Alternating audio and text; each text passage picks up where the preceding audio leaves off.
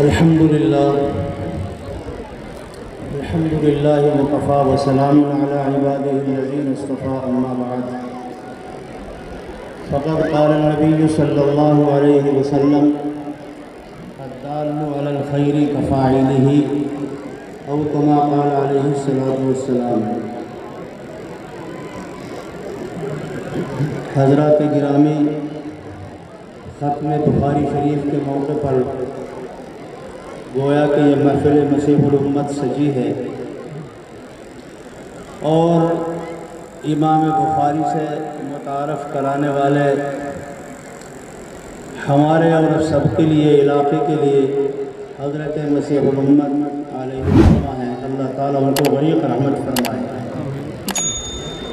یہ مفتاح العلوم تقریباً اپنی عمر کے 89 سال پورے کر چکا ہے۔ 89 کا مطلب یہ ہے کہ 11 ہو جائیں تو پوری 1 صدی ہو جائے گی، 100 سال ہو جائیں گے، اور اللہ بخیر رکھے، زندہ رہیں، ہم بھی آپ بھی سلامت رہیں۔ تو ہماری گزارش ہوگی مدرسے کے حالیہ محتمیم جناب قاری غریب اللہ صاحب سے کہ انشاءاللہ اس کا بھی ایک 100 سالہ اجلاس ہوگا، جس میں عالم کے اندر، دنیا کے اندر پہلے ہوئے یہاں کے فارغین، متوسلین اور مستفیدین خاص طور سے جمع ہوں گے انشاءاللہ العزیز۔ تو 89 سال یہ مفتاح العلوم اپنی عمر کے پوری کر چکا۔ حضرت والا مولانا مسیح اللہ خان صاحب رضی اللہ مرتضی یہاں 1937 میں تشریف لائے۔ نظام چلتا تھا، مختصر سا نظام تھا، قاضلہ کے ایک عالم صاحب تھے۔ اسی طریقے سے حضرت مولانا ظفر احمد صاحب تھانوی علیہ الرحمہ جو بہت بڑے فضل و کمال کے مالک تھے، اور ان کی کتاب پوری دنیا میں مشہور ہے اعلام السنن کے نام سے، 18 جلدوں میں وہ شائع ہوئی، اور بہترین اپنے میدان کا شاہکار ہے وہ۔ ان کے بیٹے بھی یہاں عمر احمد مدرس رہ چکے تھے، وہ بھی چلے گئے تھے۔ ایسے بڑے قابل لوگ یہاں رہے ہیں پہلے سے، لیکن تھی اس کی مکتب کی حیثیت۔ یہاں کے یعنی جلال آباد کے ذمہ داران حضرات نے کئی بار حکیم الامت حضرت مولانا تھانوی علیہ الرحمہ سے اصرار کیا کہ حضرت جلال آباد کے لیے کوئی عالم مقرر فرما دیجئے، یہاں کی دیکھ ریکھ کے لیے کوئی عالم، کسی عالم کا انتخاب فرما دیجئے۔ تو حضرت حکیم الامت مولانا تھانوی علیہ الرحمہ نے حضرت والا جلال آبادی مولانا مسیح اللہ خان صاحب کا انتخاب فرمایا۔ یہ بچے جانتے ہوں گے اور ان کو جاننا چاہیے مفتاح العلوم کی تاریخ کیا ہے، ہمارے حضرت مولانا مسیح اللہ خان صاحب کی تاریخ کیا ہے، ان کی سن پیدائش کیا ہے، سن وفات کیا ہے، ان کے درمیان کے واقعات، حالات کیا ہیں، ان کے فروغ و برکات عالم میں کس کس طریقے سے پھیلے ہوئے ہیں۔ جہاں سے سورج نکلتا ہے، جہاں سورج جا کر چھپتا ہے، وہاں تک حضرت کی علمی اور عرفانی کرنیں اور شعائیں پہنچی ہوئی ہیں، لیکن آج ان بچوں کو شاید نہیں معلوم۔ اگر ہمارا ان کا رابطہ ہوتا تو میں ان سے ضرور کہتا کہ جہاں آپ لوگ اپنے قابلیت کا ڈنکا اور اپنے قابلیت اور صلاحیت کا لوہا منوا رہے ہیں، تو آپ حضرات مفتاح العلوم پر بھی ایک مقالہ لکھیے، اور خاص طور سے حضرت مسیح الامت پر بھی ایک مقالہ لکھیے۔ ان کو حیات مسیح الامت شفیع مولانا مسعود صاحب یہاں بیٹھے ہیں، میوات کے رہنے والے، ان کے والد بزرگوار اور حضرت والا کے خادم خاص حضرت مفتی عبدالرشید صاحب مال پوری، انہوں نے اتنی ضخیم اور موٹی کتاب حضرت کے حالات پر مرتب کی، اس سے استفادہ کیا جاتا ہے۔ اس میں حضرت کے شخصی حالات سے لے کر مدرسے کے حالات، علاقائی حالات، آپ کے نشیب و فراز، آپ کی خدمات، آپ کے درس و تدریس، وہ تمام کی تمام چیزیں اس کے اندر بیان کی ہیں۔ اس سے استفادہ ہوتا تو طلبہ یہاں سے لے کر جاتے کہ ہمارے حضرت کب پیدا ہوئے، کب آپ کی وفات ہوئی، اور اس حیات اور ممات کے درمیان کے حالات حضرت کے کیا ہیں۔ لیکن شاید نہیں متوجہ کیا. آئندہ انشاءاللہ اسے بھی خاص طور سے موضوع بنایا جائے گا اور یہ بھی ایک مضمون ہوا کرے گا انشاءاللہ تعالیٰ ان کی کامیابی کا اور ان کے نمبرات اچھے ملنے کا انشاءاللہ. تو بہرحال حضرت مولانا مسیح اللہ خان صاحب نور اللہ مرقدہ علی گڑھ کے پاس 1910 میں پیدا ہوئے اور وہاں سے وہ سورج جو کل آنے والے زمانے میں علم و فضل کا مہتاب و آفتاب بن کر چمکنے والا تھا وہاں سے طلوع ہوا اور بہت جلدی طالب علمی کی زندگی روانی کے ساتھ پوری کی اور حضرت حکیم الامت نور اللہ مرقدہ سے یہاں تشریف لانے سے پہلے ہی حضرت کا تعلق ہو گیا تھا. دارالعلوم دیوبند میں 2 سال کے اندر فراغت حاصل کی، پھر 2 سال حضرت نے علوم و فنون مستقل طریقے پر حاصل کیے اور فراغت ہو گئی حضرت کی سن 1931 میں. گویا 10 میں پیدا ہوئے اور سن 1931 میں حضرت کی فراغت ہو گئی تو 21 سال کی عمر میں حضرت مستند عالم ہو گئے، آپ کی دستار بندی ہوئی. اور عجیب بات یہ ہے کہ اسی سن کے اندر حکیم الامت حضرت والا نور اللہ مرقدہ کے دربار اشرفی سے آپ کو سند خلافت بھی ملی. آپ کی ہم عام طور سے سمجھتے ہیں کہ صاحب ابھی تو طالب علمی کا زمانہ ہے، بڑھاپا آئے گا دیکھا جائے گا، لیکن جی اس مدرسے کے بانی حضرت مسیح الامت علیہ الرحمہ 21 سالی میں فارغ ہوئے درسیات سے اور پھر اسی 21 سال کی عمر میں حضرت تھانوی مولانا تھانوی علیہ الرحمہ کی جانب سے خلافت سے نوازے گئے اور پھر سن 37 سے لے کر 1937 سے لے کر حضرت کا انتقال سن 92 میں ہوا ہے. تقریباً 55-56 سال تک یہاں تشریف فرما رہے اور یہاں جس شان سے بیٹھے تھے اور جس ادا کے ساتھ بیٹھے تھے اور جس عظمت کے ساتھ بیٹھے تھے اور حکیم الامت کی جس نسبت کو لے کر کے بیٹھے تھے اس عظمت کا ہمیشہ خیال رکھا. جو حضرت کی مجلس میں آنے جانے والے حضرات ہیں انہوں نے سنا ہوگا بار بار حضرت والا نے یوں فرمایا، حضرت والا کا آواز سنایا جا رہا تھا لیکن اپنا حضرت نے کچھ نہیں فرمایا. کبھی حضرت نے اس طرح نہیں فرمایا میں یہ کہتا ہوں، نہیں، بس حضرت والا نے یہ فرمایا، حضرت والا نے یہ فرمایا. جس شان کے ساتھ بیٹھے اسی شان کے ساتھ پوری زندگی یہاں پر گزار دی اور الحمدللہ پورے علاقے کے اندر تو خاص طور سے اور دور دراز تک عام طور پر یہاں کے فیض و برکات پھیلے. یہ آپ کے سامنے پرانی یادگار آ رہی تھی. مولانا نسیم الدین صاحب ہیں، مولانا جمال صاحب ہیں، مفتی عبدالرشید صاحب ہیں. یہ سب وہ حضرات ہیں جنہوں نے بہت پہلے یہاں سے تعلیم حاصل کی اور حضرت کے فیض و برکات کو ان لوگوں نے عام کیا ان حضرات نے.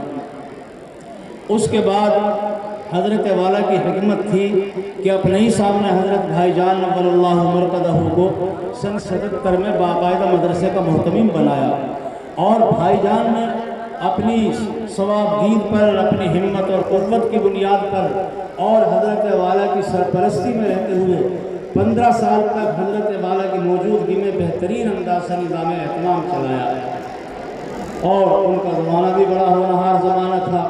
اللہ نے ان کو سدا بہاری عطا فرمائی تھی. کیسا ہی کوئی غم لے کر آ گیا وہ ہنستا ہوا جاتا تھا، کیسا ہی کوئی غم زدہ آ گیا وہ اپنے غم کو ہلکا کر کے چلا جاتا تھا. اے لقائے تو سوال ہر جواب، مشکل از تو ہر شبت بے قیل و قال کا مصداق تھے. وہی خندہ پیشانی سے ملنا، بے تکلفی سے ملنا اور لوگوں کے غم اور لوگوں کی مصیبتوں کو ہلکا کرنا، اس شان کے ساتھ ان کی زندگی گزری. وفات ہو گئی، تشریف لے گئے. سن 12 میں ان کا انتقال ہو گیا. سن 12 میں انتقال ہوا حضرت بھائی جان سن 1912 میں. اس کے بعد حضرت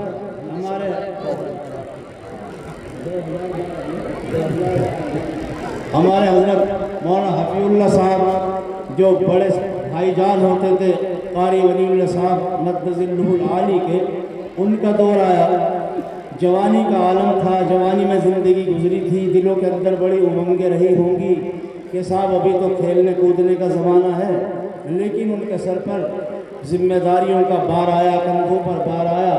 حضرت کے بنائے ہوئے اساتذہ یہاں پر موجود تھے، خاص طور سے استاد محترم حضرت مولانا عقیل الرحمان صاحب قامت برکاتہم اور دیگر اساتذہ کرام.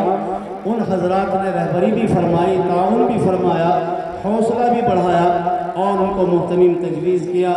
और उनके साथ साथ कारी हफ़ीज़ुल्लाह साहब, कारी वलीउल्लाह साहब मरकज़ुल जो हाल के मुहतमिम हैं, इनको नायब मुहतमिम बनाया। तो आज ही रूनुमा नहीं हुए, इनको तो नायब मुहतमिम सन 12 में बना दिया गया था, 8, 5, 14-15 साल पहले। तो ये नहीं कि एकदम ये रूनुमा हो गए, नहीं, बतदरीज पहुँचे हैं। देखते रहे, हालात को समझते रहे, ज़िम्मेदारियाँ और ज़िम्मेदारियों का एहसास अब महसूस करते रहे। लेकिन ये अजीब बात है, अजीब सी बात है, जैसे खलीफा सालिस हज़रत उस्मान गनी रज़ी अल्लाह तआला अन्हु का दौर आया, इंतिशार से भरा पड़ा था, फसादात से भरा पड़ा था। मदीने की गलियों में उनके खिलाफ बगावतें हो रही थी, अंदर भी और बाहर भी, यहाँ तक कि उनको शहादत का जाम नोश करना पड़ा, जाम पिया। इनके हिस्से में भी ऐसे ही हालात आए। उधर लॉकडाउन का ज़माना आ गया जिसमें लोग अपनी जान बचाते फिर रहे थे, मदरसे खाली हो गए थे, खानकाएँ खाली हो गई थी, इदारे सारे के सारे ठप हो गए थे, यूनिवर्सिटियाँ और कॉलेज और स्कूल ये सब के सब तलबा स्टूडेंट से खाली हो गए थे। वो ज़माना इनके हिस्से में आया। ऐसे ज़माने के अंदर मदरसे का संभालना कोई मामूली खेल नहीं था। लेकिन हम दाद देते हैं इनकी सवाबदीद, इनकी दानिशमंदी, हौसलेमंदी, इनकी दूरअंदेशी, इनकी जवा मर्दी को कि माशाअल्लाह मर्दानावार और परवानावार अपने काम में लगे रहे। अपने असातिज़ा को लेकर बड़ी तवाज़ो के साथ, आजिज़ी और मस्कनत के साथ, इनके साथ फिर मिलकर अपने काम को निकाल लिया और गाड़ी को गड्ढे में गिरने से बचा लिया। वरना तो अब तक बहुत से इदारे मेरे इल्म में ऐसे हैं जो अब तक भी बहाल नहीं हुए। लॉकडाउन के ज़माने में वो पटड़ी से उतर गए थे, उनकी गाड़ी पटड़ी पर नहीं आई, तालीमी निज़ाम ख़त्म हो गया था, वो अब तक बहाल नहीं हुआ। असातिज़ा तितर बितर हो गए थे, असातिज़ा की जमीयत नहीं हो सकी, तलबा मुंतशिर हो गए थे, तलबा का नाम निशान नहीं रहा। लेकिन इन हालात में इन्होंने इस मदरसे मिफ्ताहुल उलूम को संभाला और अपने असातिज़ा को लेकर इनकी हिम्मत बढ़ाकर माशाअल्लाह आगे बढ़े और फिर बढ़ते ही चले जा रहे हैं। जहाँ इनकी ज़िंदगी के बहुत सारे सुनहरी पहलू हैं, उनमें से एक बड़ा पहलू ये भी है कि इन्होंने अपने इस दौर के अंदर मजलिस शूरा कायम की और इन्होंने अपनी आजिज़ी, तवाज़ु, मस्कनत की बुनियाद पर कई बार ज़बानी तौर पर ये इज़हार किया, आदमी की ज़िंदगी का कुछ पता नहीं, आदमी की ज़िंदगी कब वफ़ा करे कब न करे इसका कुछ पता नहीं। मेरे भाई थे, जवानी में चले गए तो मेरा ही क्या पता है। लेकिन मेरी ज़िम्मेदारी ये बनती है कि कम अज़ कम मैं मिफ्ताहुल उलूम को अहले इल्म के हवाले करूँ, मिफ्ताहुल उलूम को बासलाहियत लोगों के हवाले करूँ और उनसे कहूँ कि ये तुम्हारा मादर इल्मी है और उनसे कहूँ कि इसकी ज़िम्मेदारी आप हजरात के सर पर उसी वक्त आ गई थी जब आपके सरों पर दस्तारबंदी रखी गई थी। मुझे याद है सन 74 में हमारी फरागत हुई तो यहाँ मुफ्ती अब्दुल रशीद साहब मालपुरी मेवाती के नाम से मशहूर थे, उन्होंने एक मकाला लिखा था और वो मकाला था दस्तार फजीलत या बार अमानत। ये उन्वान था उसका, दस्तार फजीलत या बार अमानत। और यहीं पर मुनक़िद हुआ जलसा, उन्होंने हज़रत वाला के सामने पढ़कर सुनाया तो हज़रत ने मुस्कुरा कर फरमाया कि माशाअल्लाह उन्वान भी आपका अच्छा है और मुअन्वन भी आपका बड़ा अच्छा है। आपने इस खुशी के अंदर इनकी ज़िम्मेदारियों से इनको वाकिफ़ कर दिया। आज भी इनकी ज़िम्मेदारियाँ, इनके सरों पर ये हरी पगड़ियाँ रखी गई हैं मोहतरम साहब के हाथ से, दूसरे आले इल्म फज़ल के हाथों से। अल्लाह ताला इसको बाबरकत बनाए। लेकिन दर हकीकत इस दस्तार फजीलत में बहुत बड़ी ज़िम्मेदारियाँ हैं, बार अमानत है, उन्होंने इसको ज़ाहिर किया था। तो अल्लाह का फ़ज़ल है कि ये सिलसिला बराबर चल रहा है, यहाँ से फ़ारिग़ीन का, तलबा का बढ़ता चला जा रहा है।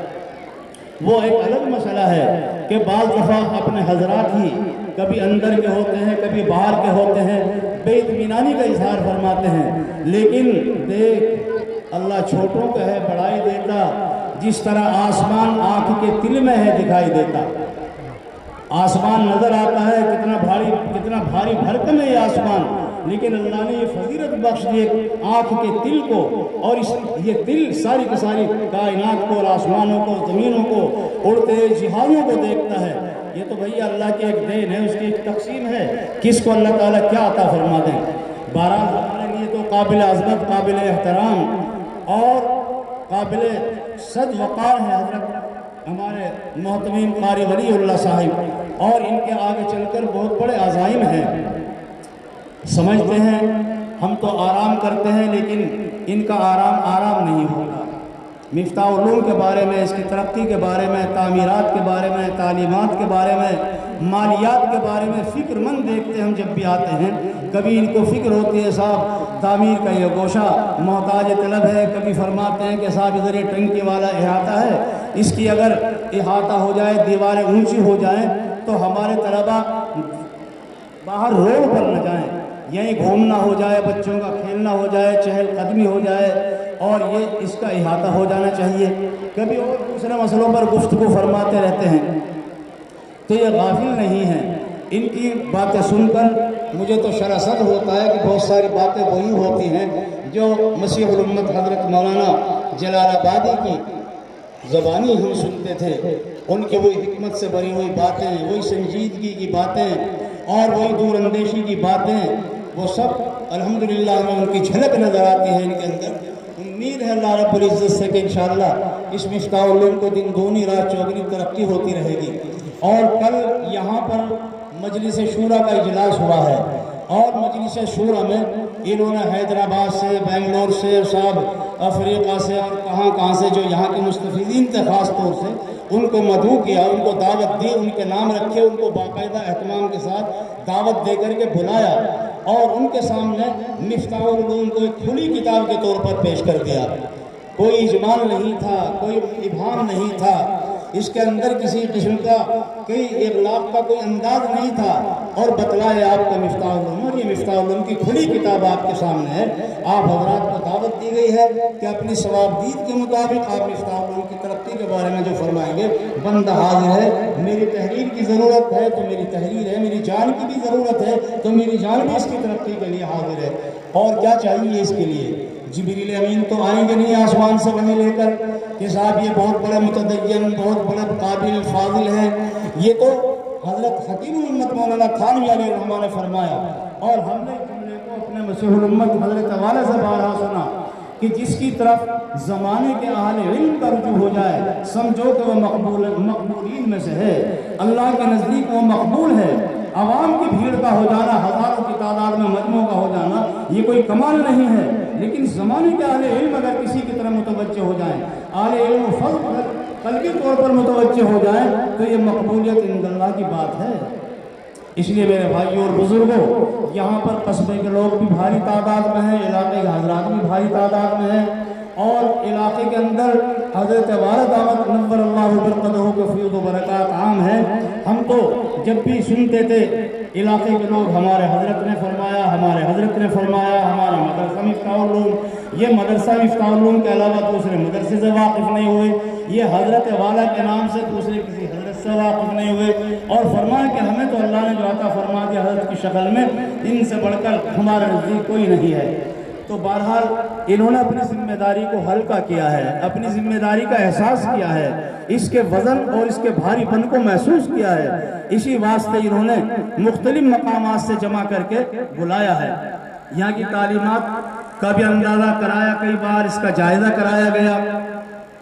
محتمم صاحب نے یہ کہ جن بچوں کی امتیازی حیثیت تھی، پوزیشن تھی، ان کو انعام سے نوازا گیا، آگے کے لیے ان کو امیدیں دلائی گئی، ان کا وظیفہ مقرر کیا گیا۔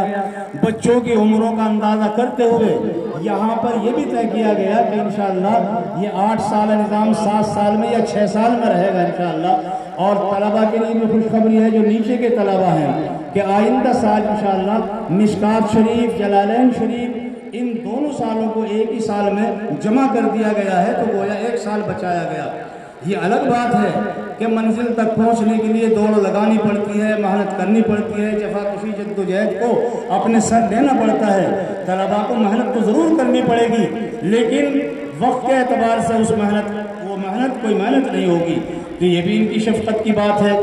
اساتذہ کی کافی عرصے سے تنخواہوں میں کوئی اضافہ نہیں ہو رہا تھا، مجلس شورا نے تجویز پیش کی تو فرمایا کہ بہت اچھا، جیسا آپ کے مزاج میں آئے، جیسے آپ حضرات کی رائے ہو، اللہ تعالیٰ کھانے والے بھیجے گا، بڑھائیں گے تو انشاءاللہ مسائل بھی ایسے ہی ہو جائیں گے۔ دل کھول کر کے اساتذہ کی تنخواہوں میں اضافہ ہوا، اور اسی اضافے پر کوئی حد بندی نہیں کی گئی ہے، بلکہ انشاءاللہ یہ تسلسل کے ساتھ ہوتا رہے گا۔ اور اساتذہ سے بھی بار بار خطاب کرانے کا موقع دیا۔ اساتذہ کرام نے بھی عزم کیا ہے کہ جیسے حدیث شریف میں فرمایا گیا جددوا بقول لا الہ الا اللہ، حضور اکرم صلی اللہ علیہ وسلم اپنے صحابہ سے فرمایا کرتے تھے بار بار اپنے ایمانوں کو نکھارتے رہو، لا الہ الا اللہ کے ذریعے نکھارتے رہو۔ تو یہ بھی اساتذہ سے کہتے ہیں کہ آپ بھی اپنے جذبات کو نکھارتے رہو۔ آپ کہاں کے لیے تشریف لائے ہیں؟ قوم کے ہونہار بچے آپ کے حوالے کیے گئے ہیں، ان کی زندگی بنانے کی، ان کو چمکانے کی اسی طرح آپ کوشش فرمائیے جس طریقے سے یہاں کے اساتذہ کرام کا ایک ریکارڈ رہا ہے۔ ادھر حضرت علامہ رفیق صاحب علیہ الرحمہ 16 نمبر میں ہوتے تھے، لیکن بچوں کی نقل و حرکت پر، بچوں کی نماز کی پابندی پر جن لوگوں نے حضرت سے پڑھا، حضرت کا زمانہ دیکھا ہے، دروازہ ذرا آواز سے بند ہوتا تو بچوں کی جو کانوں میں آواز پہنچتی تو ایک دم متنوع ہو جاتے، اور پھر حضرت کا انداز یہ تھا یہاں تشریف لاتے حال کمرے کے سامنے برآمدے میں ذرا سا ایک مردوں کی طرح کھنکارتے، اور وہ کھنکار ایسی ہوتی کہ برآمدے میں گونج پیدا ہو جاتی، اور پھر کسی طالب علم کی کوئی ہمت نہیں تھی کہ اس کی تکبیر اولیٰ بھی فوت ہو جائے۔ حضرت والا نے ایسے افراد تیار کیے تھے۔ حضرت مفتی نصیر صاحب علیہ الرحمہ کے حوالے کچھ طلباء کو کیا، اور حضرت مفتی نصیر صاحب علیہ الرحمہ کا حال اپنا یہ تھا کہ یہاں سے چھٹی ہوتی، کھانا حضرت کے یہاں سے مفتی صاحب کا آتا تھا، کھانا مننے والی مسجد میں منگاتے، اور جو طلباء حضرت مفتی صاحب سے متعلق تھے ان سے فرماتے کتاب لے کر، کاپی لے کر، تقریر تحریر کے واسطے وہاں جمع ہو جایا کریں، تو وہاں جمع ہو جاتے، اور وہاں اپنے آرام کو قربان کر کے انہوں نے طلباء کو تیار کیا تھا، ان کی تحریر مثالی، ان کی تقریر مثالی، اور ان کی استعداد مثالی بنانے کی کوشش کی۔ اور یہی تک نہیں، مفتاح العلوم کے در و دیوار نے یہ بھی دیکھا ہے جب وہ یہاں سے نکلتے تشریف لے جاتے ٹہلنے کے لیے تو طلباء کی ایک جماعت ہوتی، اور ہم بھی ان میں سے ہوتے، اور ہونے کے ساتھ ساتھ وہ فرماتے درسی یا غیر درسی کتاب تمہارے ساتھ ہونی چاہیے، اگر درسی کوئی سمجھ میں نہیں ہے ساتھ لے کر چلو، غیر درسی حضرت تھانوی علیہ الرحمہ کے ملفوظات، آپ کے مواعظ کا مطالعہ کراتے۔ اور ایک دن تو عجیب سی بات ہو گئی، میں تھا، ہمارے مولانا یامین صاحب اور ہمارے چند ساتھی تھے، تقریباً 11-12، ایک لطیفہ ہے سنا دوں۔ یہاں نکلے ہمارے اس وقت حضرت ہمارے استاد سلم ان کے پاس تھی، تو سلم میں ایک بحث آتی ہے کلے کلی کی، وہ ذرا مشکل بحث سمجھی جاتی، نہیں سمجھ میں آئی۔ دروازے سے نکلنے کے بعد فرمایا کیا لے کر آئے ہو؟ تو میں نے کہا حضرت آج تو سلم کا سبب کچھ سمجھ میں نہیں آئے، سمجھا دیجیے گا۔ ہمارے ایک ساتھی تھے، نام لوں گا تو ذرا ادب کے خلاف ہو جائے گا، لیکن ہمارے ایک ساتھی نے فرمایا بتا بھائی کیا ہے یہ؟ تو حضرت نے انہوں نے اپنی ایک ذہانت سے تقریر کر دی جس کا تعلق اس مقام سے نہیں تھا۔ فرمایا سمجھ میں آئی؟ میں نے کہا حضرت مسئلہ کچھ اور ہے اور تقریر کچھ اور انداز کی ہو گئی۔ تو حضرت کا انداز یہ تھا کہ ذرا فاصلے سے جاتے تھے نسنجے کے لیے، ڈابر پہ چلے گئے، اور ہم دونوں سے کہا کہ اچھا یہاں رومال رکھو، رومال پر کتاب رکھو، اور یہاں لبے سڑک کان پکڑ کر کے سوچو۔ میں نے بھی، ہمارے اس ساتھی نے بھی جو ہمارے سے آگے تھے انہوں نے بھی کان پکڑے اور کان پکڑ کر سوچتے رہے۔ تو حضرت جب تشریف لائے کیا رہا؟ میں نے کہا حضرت سمجھ میں کہیں آیا، بات تو وہی ہے۔ پھر یہاں سے کان پکڑا، میں اساتذہ سے عرض کر رہا ہوں، اگرچہ وہ زمانہ اور تھا، یہ زمانہ اور ہے، لیکن جب طلباء کے اندر شفقت، طلباء کی شفقت ہوگی تو انشاءاللہ تعالیٰ اسی طریقے سے رنگ آتا چلا جائے گا۔ اب وقت بہت ہوا چلا جا رہا ہے، میں نے تو عرض کیا ہے حضرت والا سے متعلق، اور ماشاءاللہ اب اسی خاندان کے چشم و چراغ قاری ولی اللہ صاحب جو مدرسے کے محتمین ہیں، اور آپ حضرات نے اسے والہانہ محبت اور تعلق کا ثبوت دیتے ہوئے جب میں غفیر کی شکل میں آپ نے اپنے کو یہاں پیش فرما دیا ہے، اللہ تعالیٰ اس محبت کو دوام عطا فرمائے، ان کی خدمات کو اللہ تعالیٰ قبول فرمائے۔ ایک اور ذرا سی بات ہے، وہ بات یہ ہے کہ عام طور پر لوگوں کے ذہن میں، پہلے اسے ہمارے خود ذہن میں یہی تھا کہ مفتاح العلوم کے مالی مسائل الحمدللہ حضرت کی برکت سے مستحکم ہیں، مضبوط ہیں، اور بہت حد تک مستحکم ہیں، لیکن مدرسے کی ضروریات کا جو سلسلہ ہے، تنخواہوں کا بڑھنا، مطبخ کا خرچ کا بڑھنا، تعمیرات کا بڑھنا، اور بہت ساری تعمیرات کی اصلاح اور ان کی مرمت کا ہونا، یہ ایسے امور ہیں کہ بھی آپ حضرات کی ضرورت ہے۔ جس مردانہ وار اور جس والہانہ محبت اور عقیدت کے ساتھ آپ حضرات نے اور آپ حضرات کے بڑوں نے مفتاح العلوم کی خدمت کی ہے، مالی اعتبار سے، مشوروں کے اعتبار سے، وہ غلہ اسکیم کا موقع ہو یا پھر مالیات کا مسئلہ ہو یا رمضان شریف کا موقع ہو، آپ جہاں دیگر مدارس کو نوازتے ہیں اپنے اس مفتاح العلوم کو ذہن میں رکھیں۔ ماں بہنوں کی بھی بڑی تعداد ہے اور ماں بہنوں سے بھی عرض کرتا ہوں کہ جب بھی آپ کو اللہ موقع عطا فرمائے کچھ خدمت کرنے کا، مالی تعاون کرنے کا، اپنے مفتاح العلوم کو جو ہمارے حضرت کا مدرسہ ہے یہ چل رہا ہے، اس کو ہمیشہ یاد رکھیں۔ میں نے ایک چھوٹی سی حدیث پڑھی آپ کے سامنے کہ نبی کریم صلی اللہ علیہ وسلم نے ارشاد فرمایا الدال علی الخیر کفاعلہ، اور اس کا مطلب یہ ہے کہ حضور پاک علیہ السلام نے ارشاد فرمایا کسی کام کی رہبری کرنے والا، دلالت کرنے والا، اس میں تعاون کرنے والا بھی ایسا ہی ہوتا ہے جیسے اس کام کو انجام دینے والا۔